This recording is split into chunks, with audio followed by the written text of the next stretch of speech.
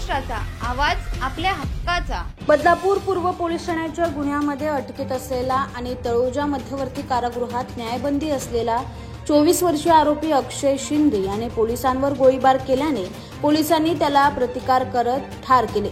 या गोळीबारात पोलीस उपनिरीक्षक निलेश मोरे हे गंभीर जखमी झाले आहेत। पोलिसांची ही थरारक चकमक मुंब्रा बायपास येथे सोमवारी सायंकाळी घडली।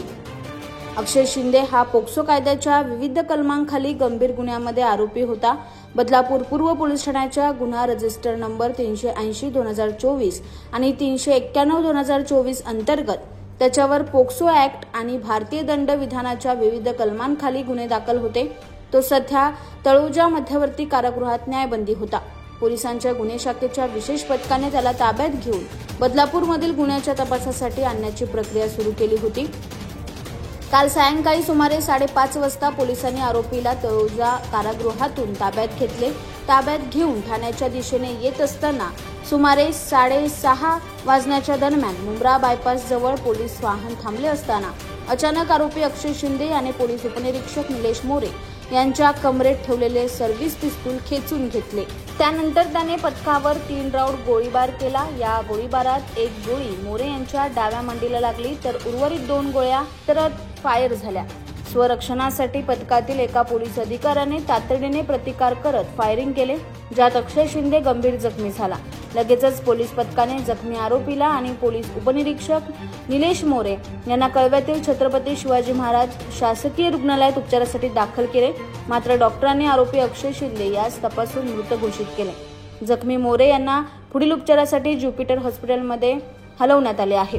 मृत आरोपी अक्षय शिंदे यांच्या मृतदेहाचे शवविच्छेदन जे हॉस्पिटल मुंबई येथे करण्यात येणार आहे। या प्रकरणी ठाणे शहर पोलीस आयुक्तालयाच्या जनसंपर्क अधिकाऱ्यांनी तपास सुरू असल्याचे सांगितले। पोलिसांवरील हल्ल्यामुळे हे प्रकरण अधिक संवेदनशील बनले असून वरिष्ठ पोलीस अधिकारी या संपूर्ण प्रकरणाची कसून चौकशी करत आहे। तपास कामी आणताना त्याने पोलिसांवर फायरिंग केली, पोलिसांची बंदूक खेचून। त्यामध्ये एपीआय निलेश मोरे जखमी आहे, त्याच्यावर उपचार सुरू आहे। आणखी पोलीस देखील त्याच्यामध्ये जखमी आहेत अशी प्राथमिक माहिती आहे आणि त्यामध्ये स्वसंरक्षणार्थ सेल्फ प्रोटेक्शनमध्ये यांनी पोलिसांनी बचावासाठी गोळीबार केला आणि त्याच्यामध्ये ही घटना घडलेली अशी प्राथमिक माहिती माझ्यापर्यंत आलेली आहे। आता पोलीस तपास सुरू आहे, त्यानंतर जी काही वस्तुस्थिती आहे समजून येईल। त्याच्या पूर्व पत्नीने एक तक्रार केली होती लैंगिक अत्याचाराची। त्या संदर्भात चौकशी करण्याकरता वॉरंट घेऊन चौकशी करता त्याला नेण्यात येत होतं। त्याने पहिल्यांदा पोलिसांची बंदूक हिसकवून फायर करण्याचा प्रयत्न केला, पोलिसावर फायर केलं, हवेत फायर केलं। त्यामुळे संरक्षणार्थ पोलिसांनी त्या ठिकाणी गोळी चालवलेली आहे। या संदर्भात त्याला दवाखान्यात नेण्यात आलं आणि डॉक्टरांनी अजून अधिकृत घोषणा करायची आहे, पण जी काही माहिती आहे त्याप्रमाणे बहुधा मृत्यू झालेला असावा।